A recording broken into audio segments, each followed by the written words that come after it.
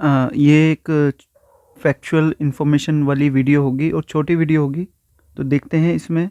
पहला कुछ इम्पोर्टेंट चीज़ें देखेंगे हम कि जो मॉडर्न पोस्टल सर्विस इंडिया में स्टार्ट हुई थी वो 1837 में स्टार्ट हुई थी, और रेलवे इंट्रोड्यूस हुई थी 1850 में, लेकिन पहली जो ब्रिज लिंक हुआ था वो 1854 में। स्वेज कैनल जो थी, स्वेज नहर, वो 1869 में खुली थी, जिससे ब्रिटिशर्स का इंडिया तक पहुंचने का रास्ता अफ्रीका से यहाँ से ना आके वो डायरेक्ट आज इजिप्ट के रास्ते से, इजिप्ट के पास जो है स्वेज कैनल है यहाँ से आ जाते थे। पहली जनगणना जो ऑफिशियल जनगणना हुई थी हमारी इंडिया की 1881 और इसके बाद जो टाटा आयरन स्टील कंपनी जो इस्टेब्लिश हुई 1907 में। ईयर ऑफ ग्रेट डिवाइड बोलते हैं 1921 को। और जो फर्स्ट स्टेज था हमारा डेमोग्राफिक ट्रांजिशन का वो 1921 से फेल है, और 1920 के बाद हम सेकेंड स्टेज में पहुँचे डेमोग्राफिक ट्रांजिशन के। और इसके अलावा इसके बाद प्लानिंग कमीशन जो बना 1950 में बना, और कार्वे कमेटी जो स्मॉल स्केल इंडस्ट्रीज़ के लिए बनी थी।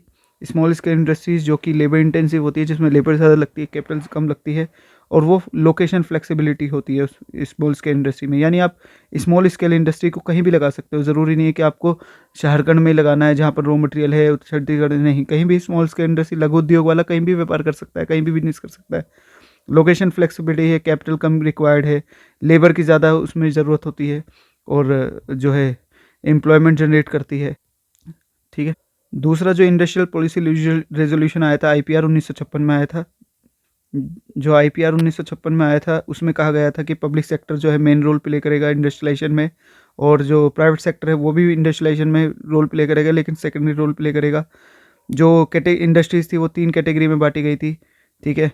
और इसमें जो है 3 कैटेगरीज़ में जो है पहली कैटेगरी में वो इंडस्ट्रीज़ रखी गई थी जो गवर्नमेंट सेक्टर कर सकता है। दूसरी कैटेगरी में वो जिसे पब्लिक और प्राइवेट, यानी गवर्नमेंट और प्राइवेट दोनों एक साथ कर सकते हैं, लेकिन मेन रोल जो रहेगा वो गवर्नमेंट सेक्टर का रहेगा। और तीसरी कैटेगरी वो थी जिसे प्राइवेट सेक्टर कर सकते थे। ग्रीन रेवोल्यूशन जो कि 1966 में लगभग स्टार्ट हुआ, फर्स्ट फेज़ हुआ था इसका 1970 तक, और दूसरा मिड 1970 तक, यानी 1974 समथिंग, और फिर दूसरा 1974 के अराउंड स्टार्ट हुआ, और फिर ये सेकेंड फेज। प्लानिंग कमीशन को रिप्लेस कर दिया नीति आयोग ने 2015 में। 5 ईयर प्लान देख लो। फर्स्ट 5 ईयर प्लान आया 1951 से 56, दूसरा 56 से 61, तीसरा 61 से 66। उसके बाद जो है 3 प्लान हॉलीडे ये चले, क्योंकि वॉर वगैरह की वजह से हमारी दिक्कत हो गई थी। फिर हमारा 1966 से 4th 5 ईयर प्लान, फिर 5th 5 ईयर प्लान 69 से 74, फिर 74 से 79, ये 4th 5 ईयर प्लान 69 से 74, 5th 74 से 79, और फिर ये दो एक तरह से, मतलब ये एक प्लान हॉलीडे था, दूसरा प्लान हॉलीडे 79 से 80, फिर हमारा 79 से 80, वो सॉरी ये 80 से 85 6, और 7th 85 से 90। इसके बाद 7 प्लान हो चुके थे 91 टू 1992, ये जो है तीसरा 3rd प्लान हुआ। और इसके बाद हमारा 92 से 97 8th प्लान, और 9th प्लान हो गया ये, देखते चलो आप 97 से 2002, और 10th प्लान 2002 से 2007, और 11th प्लान 2007 से 12, और आखिरी प्लान 12वीं पंचवर्षीय योजना 2012 से 17। ऑब्जेक्टिव भी आपको कुछ तो पता ही होना चाहिए कि पहला ऑब्जेक्टिव जो था पहला 5 ईयर प्लान का एग्रीकल्चर था, दूसरा इंडस्ट्रियलाइजेशन, तीसरा सेल्फ सफिशिएंसी, चौथा देख लेना आप, पांचवा पॉवर्टी एलिमिनेशन था, और 12वें का था inclusive and sustainable growth. RBI का इस्टेब्लिशमेंट हुआ 1935 में, और जो general agreement and on tariff and trade होता 1948 में बना था, जिसे रिप्लेस कर दिया था वर्ल्ड ट्रेड ऑर्गेनाइजेशन 1995 में, जिसका पर्पस होता है मल्टीलेटरल ट्रेड को इंटरनेशनल इकोनॉमीज़ या कंट्रीज़ के बीच प्रमोट करना, यानी गुड्स एंड सर्विसेज के इंपोर्ट एक्सपोर्ट को बढ़ावा देना एक तरह से। अच्छा, लिबरलाइजेशन जो था उसका मतलब होता है कि लाइसेंसिंग वगैरह, कोटा वगैरह, इसकी रिस्ट्रिक्शंस को कम कर देना थोड़ा सा, इसको है ना। अगला देखो कि फुल रिमूवल जो क्वान्टिटेटिव रिस्ट्रिक्शंस लगा रखी थी मैन्युफैक्चरिंग गुड्स पे या एग्रीकल्चर प्रोडक्ट्स पे, 2001 में हटा दी वो। डिमोनेटाइजेशन अब तक कितनी बार हुआ? 1946 में हुआ, 54 में हुआ, 78 में हुआ, उसके बाद 2016 में हुआ। और 1946 में जो हुआ था वो 1000 के और 10,000 के नोट ख़त्म किए थे। फिर 1954 में 1000 और 10,000 के, और एडिशनल इंट्रोडक्शन हुआ था 5,000 की करेंसी का।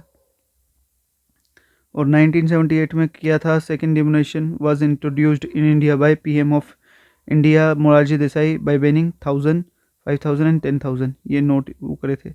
ऊपर वाले में ये था फर्स्ट डिमोनेटेशन जो इंट्रोड्यूस हुआ था, रिमूविंग करेंसी नोट ऑफ ये, और री इंट्रोडक्शन ऑफ 1000। अच्छा 1950 और 3 बार हुआ है।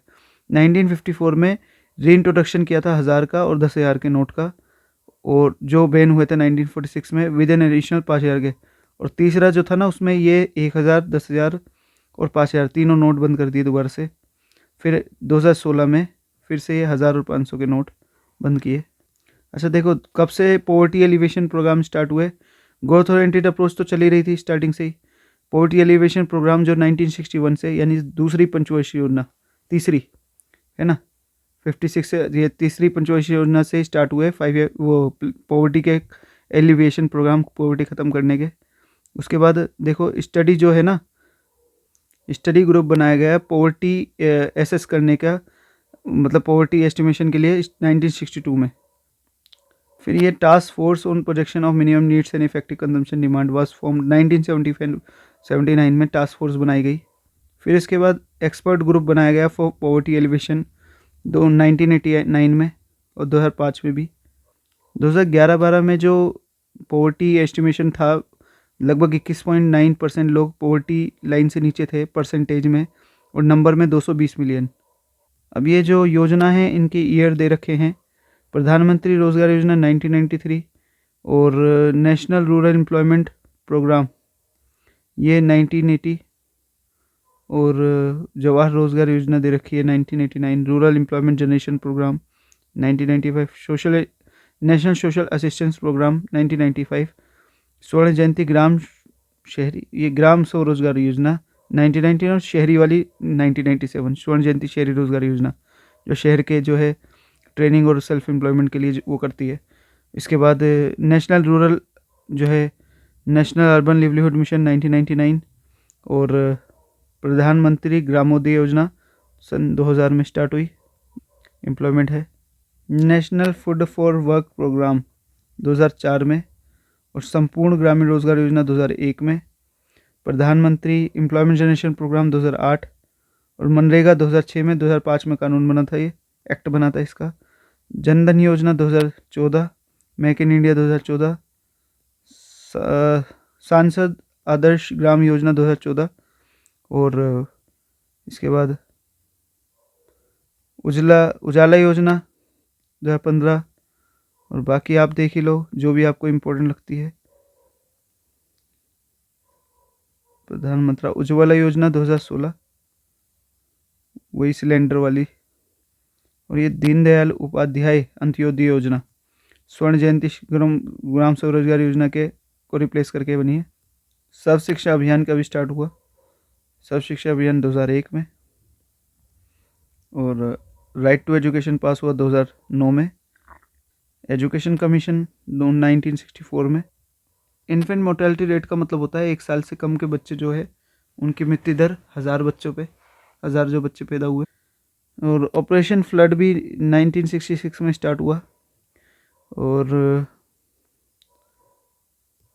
जो SBI है 1955 में, गोल्डन रेवोल्यूशन जो है 1991 में, ठीक। और अच्छा एक इन्फॉर्मेशन और देनी है कि हमारे जो महारत्न, नवरत्न और मिनी रत्न ये स्टेटस दिया जाता है, जो ज़्यादा अच्छा परफॉर्म कर रही होती है प्रॉफिट में और टर्नओवर में, उन्हें सबसे ज़्यादा जो है महारत्न का टैग, फिर उसके बाद उससे कम नवरत्न और उससे कम मिनी रत्न। तो महारत्न जो कंपनीज है हमारी, भारत पेट्रोलियम, इंडियन ऑयल और ONGC, ठीक है, सेल, भेल, NTPC, GAIL, gas authority of India limited. अब देखो जो महारत्न, नवरत्न और मिनी रत्न है वो आपको देखकर बताने हैं कमेंट में कि कितनी है महारत्न, कितनी नवरत्न, कितनी मिनी रत्न। फिलहाल मैं यहाँ पर बजट के एस्टिमेट्स बता दूँ। 2021-22 में पिछले साल जो बजट बना है, और बजट 1 फरवरी को अनाउंस होता है, उससे एक दिन पहले जो होता है वो क्या अनाउंस होता है, इकोनॉमिक सर्वे, ठीक। और जो बजट है इसका पिछले साल का जो टोटल खर्चा है हमारा वो 34.83 लाख करोड़ ये करोड़ है, यानी लगभग में कहते हैं इसे 34 लाख करोड़, है ना, 34 लाख करोड़। अब ये जो है खर्चा, सरकार के पास टोटल रिसीट्स ये है, सरकार का फिस्कल डेफिसिट है 15 लाख करोड़, ठीक है, इसको ऐसे देख लो 15 लाख करोड़, यानी सरकार को 15 लाख, जो ये फिस्कल डेफिसिट है ना, यानी सरकार को 15 लाख करोड़ का बोरोइंग करनी पड़ेगी, ठीक। अब दूसरा चीज़ इसमें देखो, प्राइमरी डेफिसिट आपको दिखा रखा है 6,97,000, तो ये लगभग 6 लाख करोड़ का मान लो, ये लगभग 7 लाख करोड़ हो गया पूरा। और इसके बाद रेवेन्यू रिसीट्स कितने दे रखे हैं, 17 लाख करोड़ लगभग मैं बोल रहा हूँ, और रेवेन्यू डेफिसिट दे रखा है 11,40,000 करोड़, ठीक है। तो ये ध्यान रखना कि ये डेटा आपको पता होना चाहिए कि हमारा जो बजट है वो 34,83,000 करोड़, ये डेटा ध्यान रखना, 34,83,000 करोड़। फिस्कल डेफिसिट कितना है, अब ये परसेंटेज कितना है जीडीपी, उसका डेटा आप गूगल करके कमेंट में बताना। बाकी अगर कोई इन्फॉर्मेशन लेनी हो तो कमेंट कर देना, मैं उस पर वीडियो बना दूंगा।